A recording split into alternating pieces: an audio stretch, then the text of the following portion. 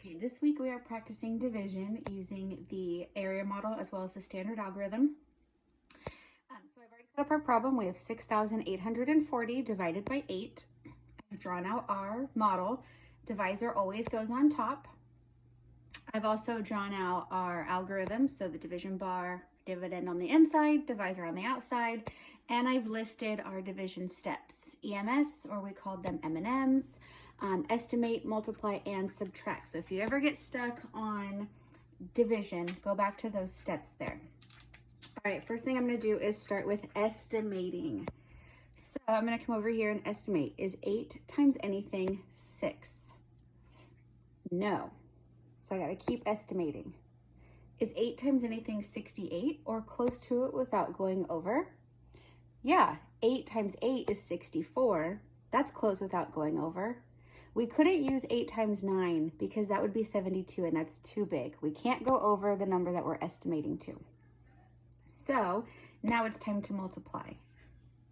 So we've done our estimating. We're going to multiply now. 8 times 8 gave us 64. Keep doing that. I'm jumping ahead of myself. Hopefully you know what I was doing there.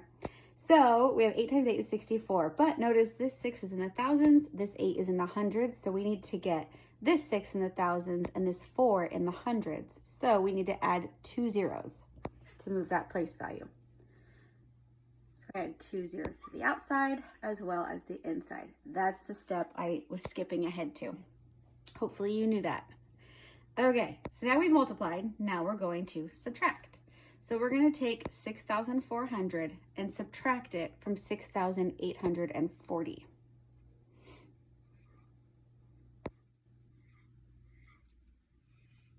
Here's our subtraction.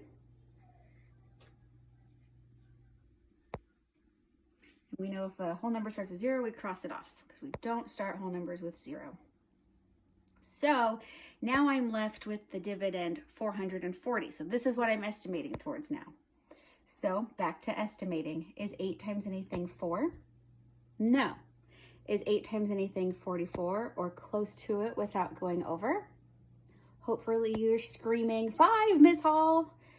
That would be correct. 8 times 5 gets us 40, which does not go over this number. 8 times 6 would be too big. So we're going to come back to our model. We're going to add a new line because we're doing some more estimating and multiplying. So we said 8 times 5 gets us close without going over. So let's multiply. 8 times 5 is 40. This 4 is in the hundreds. This 4 is in the tens. So we need to make this 4 in the hundreds, this 0 in the tens. I add 1 0 to my outside number and my inside number. Okay, what do I do next? Subtract. So I'm going to take 400 and subtract it from 440. And when I do that subtraction, I end up with 40. It should be pretty easy for us because it's very similar to our last step. We're going to estimate. Is 8 times anything 4? Nope. Is 8 times anything 40? Yeah, 5, right? So we're going to come back over here, add another line because we are continuing to estimate and multiply. 8 times 5 is 40. And we don't have to add any zeros because this 4 is in the tens, this 0 is in the ones, this 4 is in the tens, this 0 is in the 1. So we don't have to add anything. So we've multiplied. Now we're going to come subtract 40 minus 40. And we get 0. When you end up with zeros, that's how you know you're done estimating because you only have zeros left. We don't continue estimating with zeros left. So now these numbers outside are called our partial quotients. Those are parts of our answer. So we add them. We have 800 plus 50 plus 5. We add them and we get our final answer, 855.